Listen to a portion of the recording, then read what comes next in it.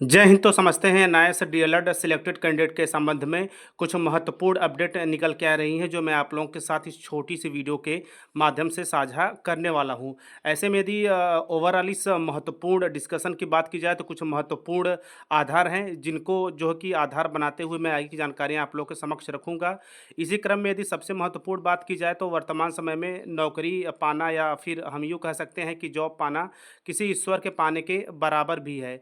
इसी क्रम में आप देख सकते हैं कि जिस भी डिग्री या कोर्स के लिए जो है कि हाई कोर्ट की तरफ से या फिर केंद्र की तरफ से, या यूँ कहा जाए केंद्र सरकार की तरफ से, यदि आगे चलकर आपको नौकरी में जो है कि बने रहने की व्यवस्था की जाती है, या सरकार की तरफ से, केंद्र की तरफ से, या फिर हाई कोर्ट या सुप्रीम कोर्ट की तरफ से रास्ते बनाए जाते हैं, तो ही आप अपने आप को सेफ समझें, अन्यथा आप कभी भी बाहर हो सकते हैं। इसी क्रम में सबसे जीता जागता प्रमाण अभी बंगाल में आपने देखा होगा कि 8 से 9 वर्षों तक नौकरी कर रहे जो है कि शिक्षक थे, उन्हें बर्खास्त कर दिया गया है, एवं जो है कि एक लंबे प्रतिशत के साथ उनके जो वेतन है उसकी वापसी की भी जो है कि दंड लगा हुआ है। इसी क्रम में इस वीडियो में हम केवल और केवल एनआईएएस से डीएलएड की बात करेंगे, और ऐसे जो है शिक्षक की बात करेंगे जो कि सिलेक्टेड है, जो कि वर्तमान समय में सरकारी या सहायक अध्यापक शिक्षक पद पर अपनी सेवाएं दे रहे हैं। इसी क्रम में अपडेट कहाँ से निकल के आ रही है, उसका आधार क्या है, उस पर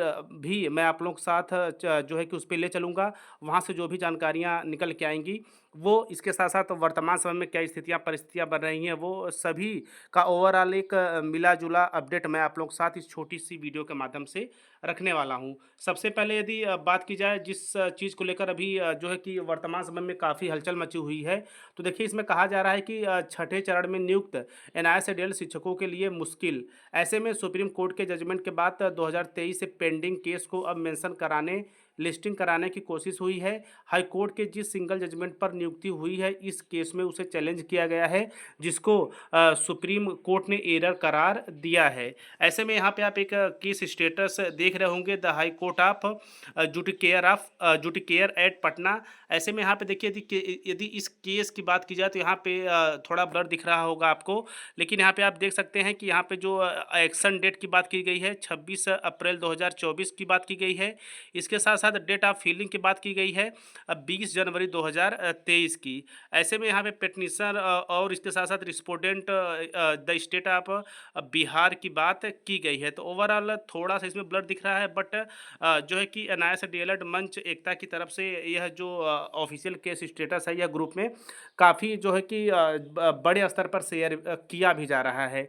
तो इसी क्रम में यदि बात की जाए छठे चरण में ऐसे एनआईएएस रिलेटेड अभ्यर्थी जो कि सेलेक्ट हुए हैं, उनकी मुश्किलें बढ़ सकती हैं।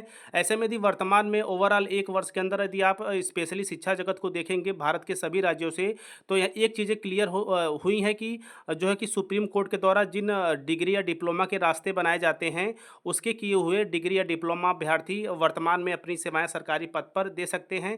इसका सबसे बड़ा प्रमाण आपने देखा होगा कि बीएड को प्राइमरी में नियुक्ति को लेकर था, यानी कि ऐसे बीएड अभ्यर्थी जो प्राइमरी में सिलेक्ट हो चुके थे, उनकी तरफ से सुप्रीम कोर्ट से रास्ते बनाए गए कि अब आगे से आप लोग का जो है कि लेवल 1 में सिलेक्शन नहीं होगा। जिन लोगों का हो चुका है, उन्हें ब्रिज कोर्स के साथ वे अपने पद पर सेवाएं दे सकते हैं, कोई समस्या नहीं होगी। इसी क्रम में आपने उत्तराखंड में देखा होगा, चूंकि मामला 2023 के बाद का था शिक्षक भर्ती का, जिसमें कि एनआईएएस डीएलएड और बीएड दोनों को बाहर रखा गया, लेकिन बीएड के लिए एक प्लस पॉइंट ये रहा कि उन्हें जो जजमेंट के लिए ड्यू डेट 2023 जारी की गई थी, उसके पहले जितने भी सिलेक्टेड कैंडिडेट थे बीएड अभ्यर्थी प्राइमरी के लिए, वे सेफ हैं। इसी क्रम में यदि आप देखेंगे एनआईएएस से डीएलएड की यदि ओवरऑल बात की जाए, तो आप देख रहे होंगे कि यदि जो है कि 11/8/2023 का जजमेंट सुप्रीम कोर्ट के द्वारा एनआईएएस से डीएलएड को पूरी तरह से इनवैलिड करार दिया गया है। ऐसे में एक डिग्री जो कि इनवैलिड है, और एक डिग्री जिसपे कुछ लोग अपनी सहायक अध्यापक पद पर, सरकारी पद पर सेवाएं दे रहे हैं, ऐसे में सौतेला व्यवहार नहीं हो सकता। खैर, ये एक महत्वपूर्ण बिंदु है ही, इसके साथ साथ बहुत ज़्यादा लंबी चर्चा हो जाएगी। तो बस सब मिलाकर यही कहना है कि जो छठा चरण है, जिसमें कि एनआईएएस डीएलएड अभ्यर्थी जो है कि नियुक्त हुए हैं, उनकी मुश्किलें ऐसे में इस जो केस है, इसको जो है कि मेंशनिंग के साथ या लिस्टिंग करने की कोशिश के साथ थोड़ी बढ़ सकती है। और यह जो अपडेट है वो जो है कि कांत पांडे सर की तरफ से दिया गया था। हालाँकि इसकी जो है कि इसके संबंध में यदि इसकी सत्यता की बात की जाए, वास्तविकता की बात की जाए, तो यहाँ पे जो है केस स्टेटस शो हो रहा है। ऐसे में केस स्टेटस जो है कि हम सभी अपने मोबाइल से, लैपटॉप से, पीसी से जो है कि ऑफ़िशियल, चाहे हाई कोर्ट हो, सुप्रीम कोर्ट हो, वहाँ पे जाके केस नंबर के साथ हम लोग जो है कि केस को जो है कि ओपन करके उसका स्टेटस देख सकते हैं। तो इसी क्रम में एक महत्वपूर्ण चीज़ ये रहा, और इसी क्रम में एक महत्वपूर्ण और चर्चा जो है कि ग्रुप में लगातार हो रही थी कि जो है कि यहाँ पे कहा जा रहा है कि बंगाल में जो केस पप्पू सर ने लगाया है, उसकी लिस्ट कल आ गई। उनकी वीडियो देखकर ऐसा लग रहा था कि वे गवई के सीजीआई बनने तक केस को खींचेंगे। ऐसे में यदि ये केस घिसता है तो हमको भी पता है, आपको भी पता है, ना भर्ती बचेगी और ना इससे डीएलएड डिप्लोमा बचेगा। तो ओवरऑल सब मिलाकर यदि हम लोग डिग्री को बचाते हैं, डिग्री को बचाने हेतु जो भी महत्वपूर्ण फैसले या कदम हैं, उसे उठाते हैं, तो ज़ाहिर-सी बात है, नौकरी में अपनी सेवाएँ दे रहे हैं जो कैंडिडेट हैं, वो भी सेफ ज़ोन में रहेंगे। आगामी शिक्षक भर्तियों में नए से डेढ़ अभ्यर्थी पार्टिसिपेट कर पाएगा, और नए जो फ्रेशर्स हैं, वे भी सेफ ज़ोन में रहेंगे। तो ऐसे में यह छोटा-सा एवं महत्वपूर्ण जो है वीडियो बनाने का मेरा एक ही मकसद था कि लगातार ग्रुप में लेकर इसे हलचल भी थी, और कई अभ्यर्थियों के द्वारा इसे जो है कि फेक घोषित भी किया जा रहा था, लेकिन ऐसी बात नहीं है। चीज़ें उलट-फेर के रूप में एनआईए से डीएलएड के खिलाफ रची जा रही हैं। तो ऐसे में सजग रहिए। इसके साथ-साथ उत्तराखंड से विश्वनाथ सर लगातार आगे बढ़ ही रहे हैं। हालाँकि ओवरऑल यदि पूरे भारत में यदि वर्तमान में एनआईए से डीएलएड की स्थिति की एक जो है कि ओवरऑल देखा जाए तो कोई ख़ास मजबूत स्थिति में नहीं है, और इसी बीच क्रम में जो पुरानी-पुरानी चीज़ें हैं, जहाँ से कहीं न कहीं एनआईए से डीएलएड अभ्यर्थियों को या सिलेक्टेड कैंडिडेट या फ्रेशर्स को समस्याओं में डाला जा सकता है अन्य डिप्लोमा धारियों के द्वारा, या फिर अन्य अभ्यर्थियों के द्वारा उसमें कहीं न कहीं अड़चनें डाली जा रही हैं, उसे उकेरा जा रहा है ताकि समस्याएँ और एनआईए से डीएलएड के समक्ष आए। तो ओवरऑल ये चीज़ें रहा एक महत्वपूर्ण बिंदु जो कि सिलेक्टेड कैंडिडेट को लेकर थी। हालाँकि इस पर भी काफ़ी चर्चा आपके ग्रुप में थी कि जब डिग्री अमान्य है तो ज़ाहिर-सी बात है आने वाले समय में जो सिलेक्टेड कैंडिडेट हैं उन पे गाज अवश्य गिरेगी, जिसका कि आरंभ आप देख रहे हैं, हो चुका है। तो ओवरऑल सब मिला के यदि देखा जाए तो डिग्री बचाना अपने आप में काफ़ी महत्वपूर्ण है, क्योंकि 1-2 नहीं बल्कि 14 लाख शिक्षक परिवार, जिसमें कि नए जो कि शिक्षक भर्ती की तैयारी कर रहे हैं, वह अपनी सेवाएँ दे रहे हैं, दोनों तरह के शिक्षक सम्मिलित हैं।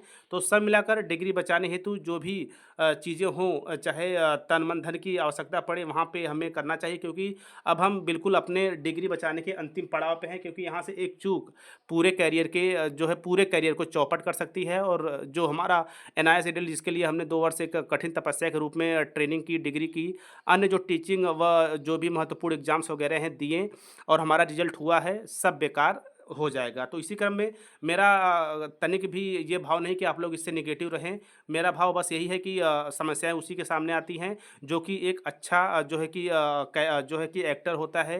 यानी कि ईश्वर भी समस्याएँ उन्हीं के समक्ष रखता है जिनकी उनसे लड़ने की काबिलियत काफ़ी ज़्यादा होती है। तो ऐसे में ये एक महत्वपूर्ण अपडेट रही है। इस क्रम में अन्य जो एनआईए से डीएलएड अभ्यर्थी हैं, ग्रुप हैं, या फिर जो कि एनआईए से डीएलएड के केस के लिए लगातार आगे बढ़ रहे हैं, उनकी तरफ से जो भी महत्वपूर्ण चीज़ें आएँगी लगातार मैं आप लोगों के साथ बना रहूँगा। ऐसे में इस अपडेट को लेकर आपका क्या कहना है? क्या वास्तव में यह अपडेट या फिर यह जो केस स्टेटस वायरल किया जा रहा है, क्या वास्तव में ये सटीक है, ठीक है? और इसके भी संबंध में आप कमेंट अवश्य करें। बाकी आपको नेगेटिव नहीं होना है, क्योंकि अभी कई सारे रास्ते हैं जिस पे एनआईए से डीएलएड अभ्यर्थी लगातार आगे बढ़ रहे हैं। तो इसी तरह जानकारी के लिए जो ऑफ़िशियली और कहीं न कहीं प्रमाणित चीज़ों के आधार पर आप लोगों तक बताई जाती हैं, आप टीचर प्लानिंग पॉइंट चैनल के साथ बने रहें। अन्य जानकारियों के लिए मिलते हैं अन्य वीडियो में। तब तक स्वस्थ, व्यस्त और मस्त रहिए। जय हिंद, वंदे मातरम।